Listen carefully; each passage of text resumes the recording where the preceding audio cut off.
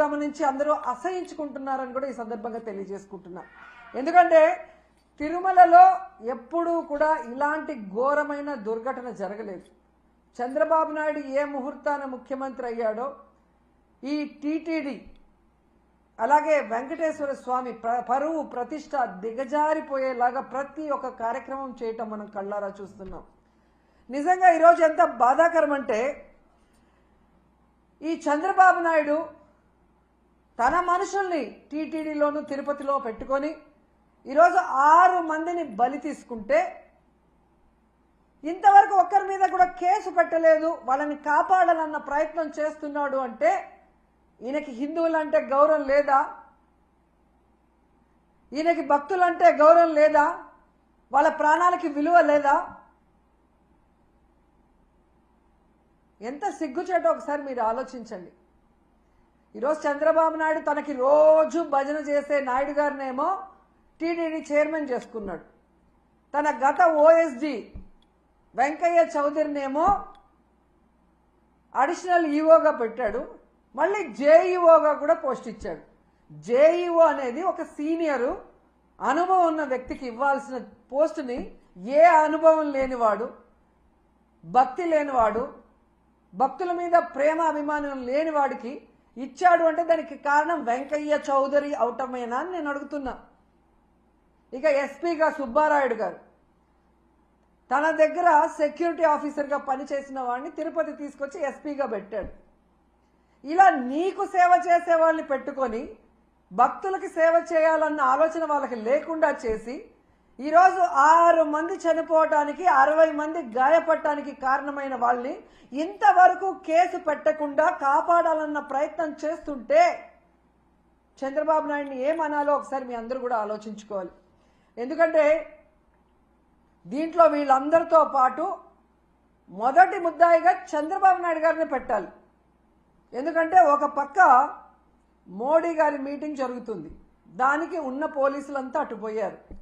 ఇక చిత్తూరు తిరుపతి జిల్లా పోలీసులనైనా ఈ టోకన్ల దగ్గర పెట్టి ఒక 3 రోజులు ముందుగానే టోకన్లు ఇచ్చి వాళ్ళకి సేఫ్టీగా పంపించుంటే ఈరోజు ఈ దుర్ఘటన జరిగి ఉండేది కాదు. కానీ 9వ తేదీ టోకన్లు ఇస్తామని చెప్పి అది 8వ తేదీ సాయంత్రానికే ప్రీపోన్ చేసి 6, 7, 8 చంద్రబాబు నాయుడు కుప్పంలో కూర్చొని ప్రోగ్రాం చేసుకుంటూ పోలీసుల్ని అధికారుల్ని తన చుట్టూ తిప్పుకొని వాళ్ళని పని చేయకుండా చేసి 6 మందిని చంపేసి ఇప్పుడు అధికారుల తప్పిదమంటే ఇది తప్పించుకోవడం కాదా? ఇది ముమ్మాటికి చంద్రబాబు నాయుడు ఆయన ప్రభుత్వం చేసిన హత్యే. ఆయన ఏం ప్రోగ్రాం చేశారో మీ అందరికీ తెలుసా? ఒకసారి చూడండి. 6, 7, 8వ తేదీ చేసిన ప్రోగ్రాంలు స్వర్ణ కుప్పం అంట, కుప్పం విజన్ 2029 అంట. 30 ఏళ్లకు పైగా కుప్పానికి ఎమ్మెల్యేగా ఉన్నావు, మూడు సార్లు ఆల్రెడీ ముఖ్యమంత్రిగా చేశావు. అప్పుడు చేయలేని స్వర్ణ కుప్పం ఇప్పుడు చేస్తానని ఇలాంటి ఒక క్రూషియల్ టైంలో పెట్టి నీ సెల్ఫ్ డబ్బా నీ భజన నువ్వు చేసుకోవడానికి 6 మందిని చంపేసి 60 మందిని గాయాల పాలు చేసి మళ్ళీ కళ్ళబొల్లి మాటలు ఎంతవరకు మాట్లాడటం సమంజసం? కాబట్టి మొదటి ముద్దాయి చంద్రబాబు నాయుడే, అధికారులు కాదు. అధికారులను పని చేయకుండా నీ చుట్టూ నీ సేవ చేయించుకున్నది నీ తప్పు. ఇలాంటి సమయంలో పెట్టుకోకూడదు అలాంటి ప్రోగ్రాం. ఒకటి కొంచెం ముందైనా పెట్టుకోవాలి, లేదా పండగ తర్వాత అయినా పెట్టుకోవాలి. ఎందుకంటే వైకుంఠ ఏకాదశి 10వ తేదీ అని అందరికీ తెలుసు. నువ్వు తిరుపతిలోనే పుట్టావు, మీ చైర్మన్ టీటీడీ చైర్మన్ చిత్తూరు జిల్లా వాడే. మరి మీకు తెలీదా ప్రతి సంవత్సరం ఇన్ని లక్షలాది మంది వస్తారు, వారందరికీ సెక్యూరిటీ ఇవ్వాలి, సక్రమంగా టోకన్లు రిలీజ్ చేయాలన్న ఆలోచన మీకు లేదా? మళ్ళీ సిగ్గు లేకుండా నిస్సిగ్గుగా ఆ గాయపడిన వాళ్ళని పరామర్శించేటప్పుడు ఈ టోకన్ సిస్టమ్ నేను తేలేదమ్మా, గత ప్రభుత్వం తప్పు అంటున్నావు. మరి గత ప్రభుత్వంలో టోకన్లు ఇచ్చినప్పుడు ఎక్కడా తొక్కిసలాటలు జరగలేదు, ఎక్కడా ఎవరు చనిపోలేదు. మరి ఇప్పుడే ఎందుకు జరిగింది? మీ చేతగానితనం కాదా? మీరు పెట్టుకున్న మీ భజన పరుల వల్ల జరిగిన తప్పిదం కాదా? ఒకవేళ అది కరెక్ట్ కాదనుకున్నప్పుడు నువ్వు ముఖ్యమంత్రి అయ్యి 7 నెలలు అవుతుంది. మరి ఎందుకు తీసేయలేదు ఆ టోకెన్ సిస్టమ్? పిల్లలకు ఉపయోగపడే అమ్మఒడి తీసేస్తావు, పేదవాళ్ళకి అవసరమయ్యే ఆరోగ్యశ్రీ తీసేస్తావు, ఏజ్డ్ మహిళలకు యూజ్ అయ్యే వైఎస్ఆర్ చేయూత తీసేస్తావు, పేద పిల్లలు చదువుకునే ఫీజు రియంబర్స్మెంట్ పాలసీని మార్చేస్తావు, పేద ప్రజల రక్తాన్ని పీల్చేలాగా మద్యం పాలసీని మార్చేస్తావు, కానీ టోకెన్ సిస్టమ్ మార్చలేవు ఒకవేళ తప్పని తెలిస్తే. అంటే ఈరోజు నీ నిర్లక్ష్యం వల్ల, నువ్వు పెట్టుకున్న వాళ్ళ నిర్లక్ష్యం వల్ల ప్రజలు చచ్చిపోతే దాన్ని డైవర్ట్ చేసి ఎవరి మీద తోసేయాలని చూస్తున్నావు తప్ప తప్పు చేసిన వాళ్ళని శిక్షించాలి, ఈ తప్పు మళ్ళీ జరగకుండా చూడాలి అన్న చిత్తశుద్ధి చంద్రబాబు నాయుడికి లేకపోవటం అనేది ఇక్కడ అందరూ కూడా గమనించాల్సిన విషయం. ఈరోజు చంద్రబాబు నాయుడు చెప్తాడు ఇది అఫీషియల్స్ తప్పని, పవన్ కళ్యాణ్ గారు వస్తారు ఇది టీటీడీ చైర్మన్ అడిషనల్ ఈఓ గారు ఎస్పీ గారు తప్పని ఆయన చెప్తాడు. బిఆర్ నాయుడు గారు వచ్చి చైర్మన్ గారు నేను ఆల్రెడీ ఎస్పీకి చెప్పేలా జరుగుతుందని ఆయన చేయలేదు అంటాడు. అంటే మీ ప్రభుత్వంలో మీరు పెట్టుకున్న వాళ్ళ వల్ల జరిగింది తప్పని మీరు ఒప్పుకున్నారు కదా అందరూ.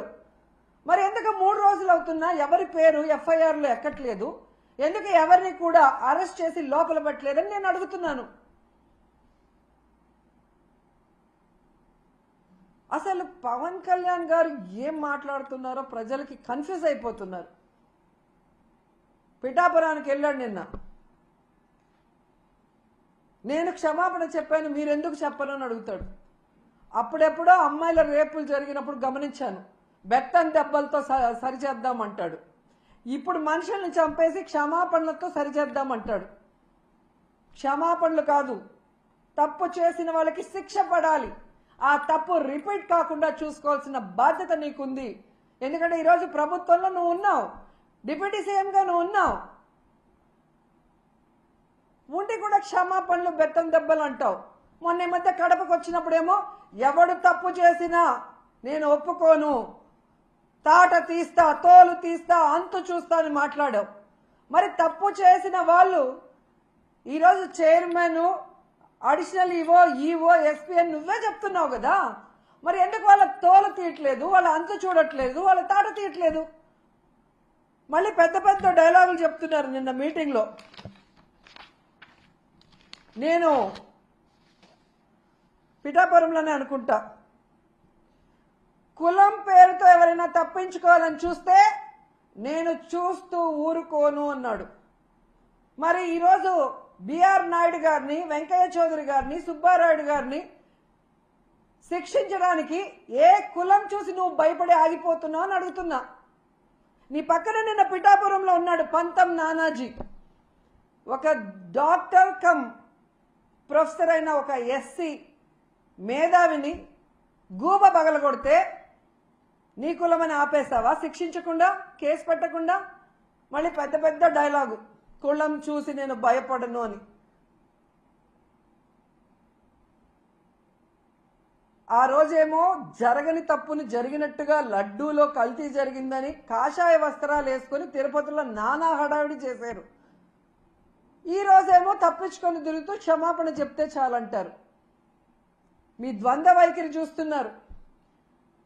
ఏదైతే తెలంగాణలో సంధ్యా థియేటర్లో తొక్కిసలాటలో ఒక్కరు చనిపోతే 14 మంది సినిమా హీరోతో సహా థియేటర్ యాజమాన్యం వరకు 14 మంది మీద కేసులు, క్రిమినల్ కేసులు ఫైల్ చేశారో, ఈరోజు చంద్రబాబు నాయుడు అవసరం లేకపోయినా కుప్పంలో మీటింగ్ పెట్టుకొని అఫీషియల్స్ని తిప్పుకొని ఇక్కడ 6 మంది ప్రాణాలు తీసి 60 మంది గాయాలకు కారణమైనందుకు ఆయనతో సహా టీటీడీ పాలకవర్గంతో సహా ఎస్పీతో సహా అందరి మీద క్రిమినల్ కేసులు నమోదు చేయాలని డిమాండ్ చేస్తున్నాం.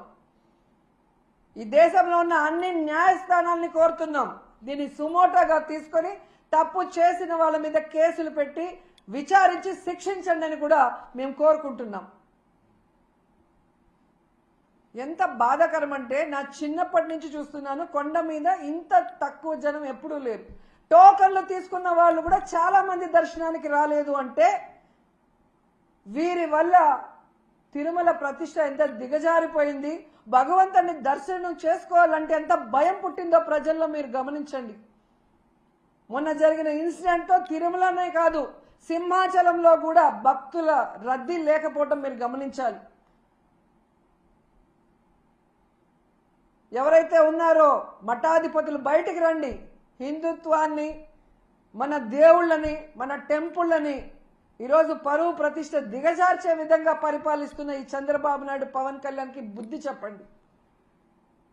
ఏ హిందూ భక్తుల ప్రాణాలు పోయాయో వారి కుటుంబాలకు అండగా నిలబడి తప్పు చేసిన వాళ్ళని శిక్షించే విధంగా మనమందరం కలిసికట్టుగా పోరాడదామని కోరుకుంటున్నాను. ఎందుకంటే ఈ చంద్రబాబు నాయుడు తప్పించుకునే రాజకీయాలు చేస్తారు. పవన్ కళ్యాణ్ ఏమో సినిమా డైలాగులు చెప్పినట్టు చెప్తాడు, కానీ మళ్ళీ ఎక్కడా కూడా ఏం చేయడు. ఎందుకంటే అల్లు అర్జున్కి మానవత్వం లేదంట, పోయి పరామర్శించలేదంట. మరి నీ అభిమానులు నీ కోసం గేమ్ చేంజర్ ప్రీ రిలీజ్ ఈవెంట్కి వచ్చి 2 చనిపోతే మణికంఠ చరణ్ అని ఇన్ని రోజులు అవుతున్నా ఒక్కరి మీద కేసు లేదు, ఒక్కరిని అరెస్ట్ చేయలేదు. నిన్న నువ్వు పిఠాపురానికి వెళ్ళి ఆ కుటుంబాన్ని పిలిపించి కూడా వాళ్ళని కలవకుండా, వాళ్ళని పరామర్శించకుండా వాళ్ళని అవమానించావు. మరి నీకు మానవత్వం ఉందా అని నేను ప్రశ్నిస్తున్నా. సో ఇప్పటికైనా పాలక మండలి, ముఖ్యమంత్రి, డిప్యూటీ సీఎం ఎవరికి వాళ్ళు తప్పించుకొని ఈ కేసుని పక్కదారి పట్టించి కేసు క్లోజ్ చేయాలనుకుంటే మాత్రం మేము ఒప్పుకునేది లేదు. ఆ కుటుంబాలకి మేము అండగా నిలబడతాం. ఆ కుటుంబాలకి న్యాయం జరిగేంత వరకు పోరాడతాం. అటు న్యాయపరంగా పోరాడతాం, ఇటు ప్రజలకి అండగా నిలబడి కూడా పోరాడతామని కూడా ఈ సందర్భంగా తెలియజేసుకుంటున్నాం. ఇక మన చిన్నమ్మ గురించి చెప్పుకోవాలి ముఖ్యంగా. ఎందుకంటే హిందుత్వ పార్టీ బీజేపీ పార్టీ. 6 మంది హిందువులు చనిపోతే 60 మంది గాయపడితే మన చిన్నమ్మ నోట్లోంచి ఒక్క మాట రాలేదు. ఎవరు దీనికి కారణమో వాళ్ళ మీద క్రిమినల్ కేసులు పెట్టాలని డిమాండ్ చేయడానికి చిన్నమ్మకు నోరు రాలేదు. అనవసర విషయాలప్పుడు మాత్రం ఎంత నోరేసుకొని వస్తుందో మనం చూసాం. మొన్న విజయవాడలో కూడా హైందవుల మీటింగ్ ఏదో జరిగింది. అక్కడికి కూడా వెళ్ళి మన చిన్నమ్మ ఏ విధంగా పెద్ద పెద్ద మాటలు మాట్లాడిందో మనం చూసాం. మరి హిందువులు చనిపోతే హిందూ భక్తులకి వాళ్ళ ప్రాణాలకి విలువ లేదా చిన్నమ్మ? పురంధేశ్వరి గారు డిమాండ్ చేయరా?